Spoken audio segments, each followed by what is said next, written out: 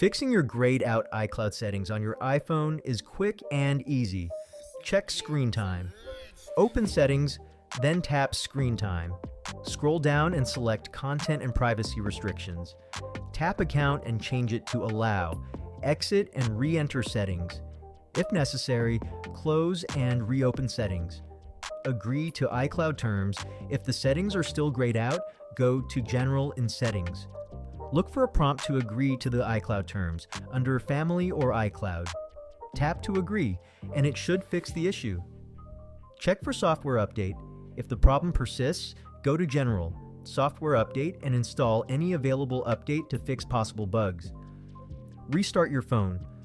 After updating, go to Settings, shut down and power off your phone. Restarting can resolve many glitches. Toggle airplane mode. Lastly, turn on airplane mode to disconnect from Wi-Fi and cellular data, then turn it off to reconnect. This may help refresh your iCloud settings, allowing you to access your account normally.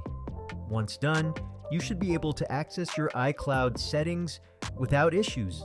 Thanks for watching. If this was helpful, don't forget to subscribe my channel. It really supports me.